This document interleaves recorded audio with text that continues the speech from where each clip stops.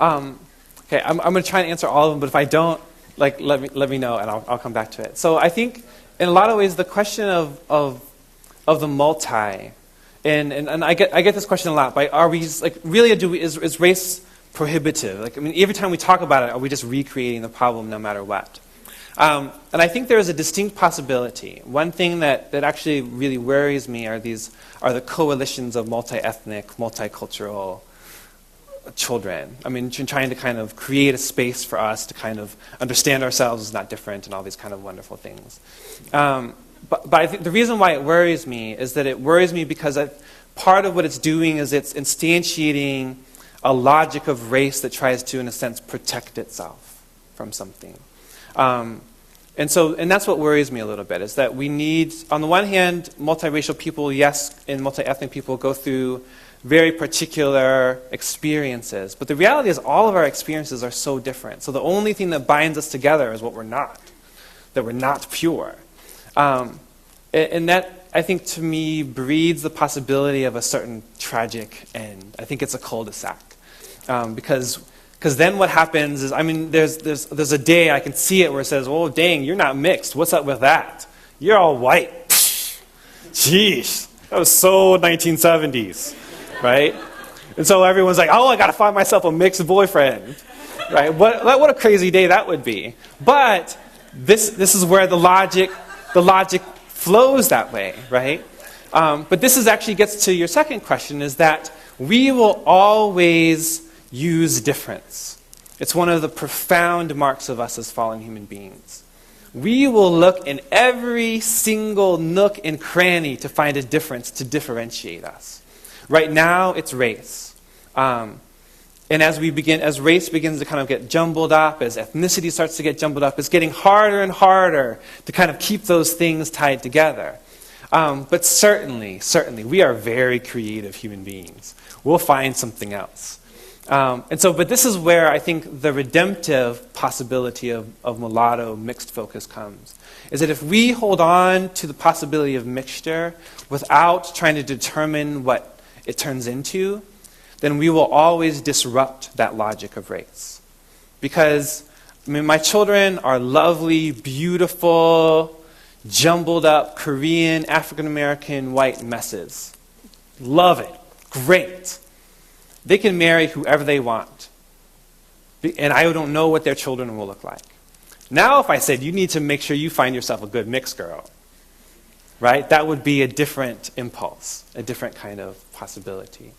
Now as far as places that are more homogeneous, I think we all have differences. That even homogeneous communities have ways of differentiating. Some of my classes I use, if you're in the middle of Iowa, this is a place where I imagine to be the whitest place possible, so no offense if, So in my mind, I had this idea of fields and fields of white people growing. But in Iowa, maybe you have the wheat farmers and the corn farmers, and the wheat farmers go to the UMC church down the street, and the corn farmers go to the Presbyterian street down there. I don't want to grow, you corn grower, right? So we always find really wonderful ways of dividing ourselves. And so the idea of mulatto isn't always a strictly racial category. It can be any kind of mixture, any kind of fusion that disrupts. And this comes back to the question of discipleship is, what are the purities I put before me? What are the things that I'm trying to hold on to be like? And and this is really the question, who am I resisting? Who do I see as a threat to my purity? And that can look a lot of different ways. Especially if we look at countries that are dealing with interreligious conflict or tribal conflict, right? This is definitely a problem. This is a problem of the colonization of Africa, right? Hutu, Tutsi. It wasn't about color. It was about a different kind of difference. So I think it has a possibility of speaking in a very broad way. I hope.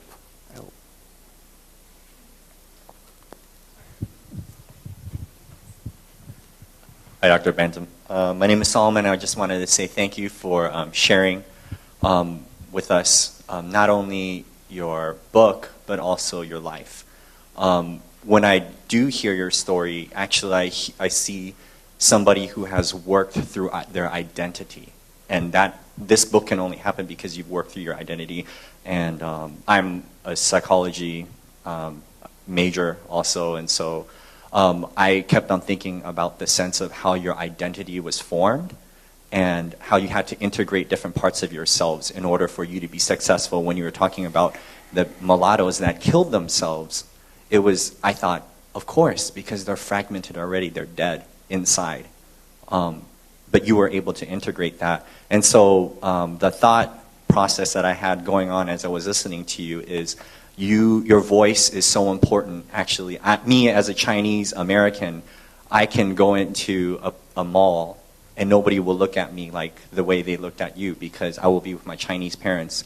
And so I think, again, you embody that. At the same time, because of that, your voice is necessary. And I know my character, my personality, is one that says, okay, then what can we do about that? How can we change that? And the way I hear you talk about it is just by the nature of us being here, we will interrupt people's sensibilities. For me, being part of my own Chinese church background, I don't see that happening. There's nobody mixed or nobody rocking the boat in our church, my home church. It can stay very insular.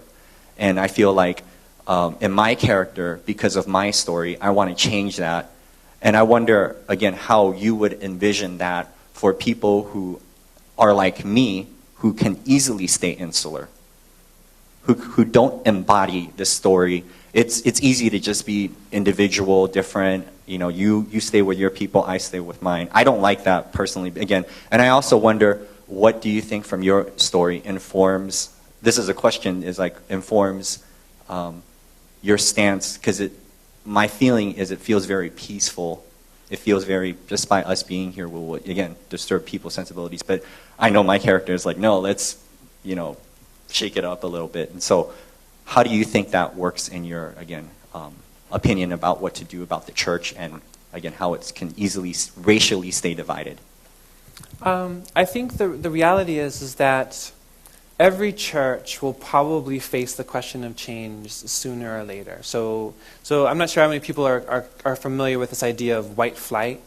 So as communities began to change, African Americans began to move into a certain place, right? There was this kind of tipping point, like maybe 15, 20%, and then all of a sudden white people just started like fleeing like crazy.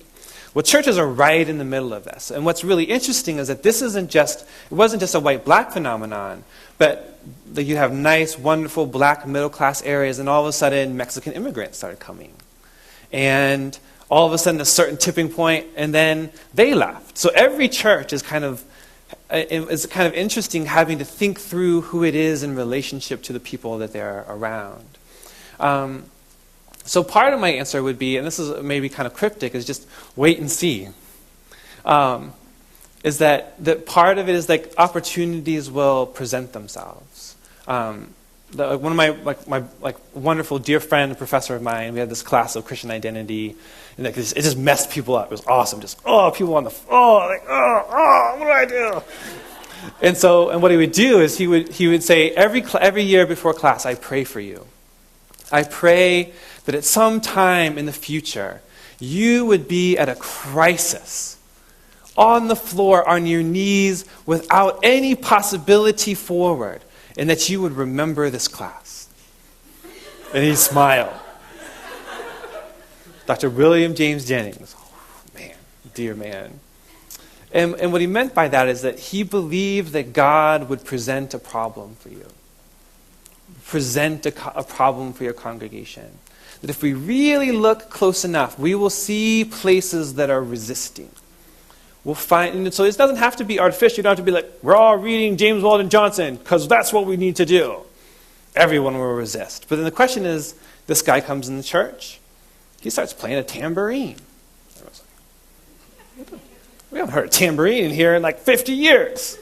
That's what the other people used to do. What's this guy with a tambourine? And everyone starts looking around. That's an incredible opportunity for, what does it mean for us? What is this guy looking for? What is he not looking for? Maybe it's a Bible study. Instead of a Bible study on Ephesians, maybe you do a Bible study on African American prayers. African American, prayers of slaves. Oh my gosh. profound. Maybe it's a Bible study where you start to invite that logic. And part of what I guess I would encourage, and especially for churches that are not white or black, but kind of non-white, is that all of these stories overlap. So often we find our stories to be just our story, just insular. But I think if you were to read some of the narratives of slaves, the narratives of the sermons of African American churches and of other things, what you would find is actually a deep resonance with their experience and with the experience of your Chinese church. And that's the gift, the fact that there is a kind of common possibility for us. And so maybe you present it as a resource or something like that. I think I resist the language of organic, but I think it's actually really powerful too. That God will do something. For the sake of time, I just want to do one more question. I think, Emily, you had your hands up, and we'll go ahead and end it with this question. And then for those that want to speak with Dr. Bantom afterwards, you're welcome to rush the stage. Hi. I was just wondering, how would you address the concept of hybridity with people who don't identify with race? People are just like, oh, well, I'm this, I don't have a race. Like, how would you have a conversation about that? Well, I think much like Wendy's point, you actually do. Whiteness is this very fascinating conglomeration of all kinds of things. There's a few books. One is by a person by the name of Jacobson. It's called Whiteness of a Different Color. And basically he talks about how Irish people were not white. Jews weren't white. Italians weren't white. They were one step above black people, if that. Now the thing about them was that they had to try and prove their whiteness so that they didn't get associated with black folk. But in the midst of this, what do? They changed their names, changed the things that they ate.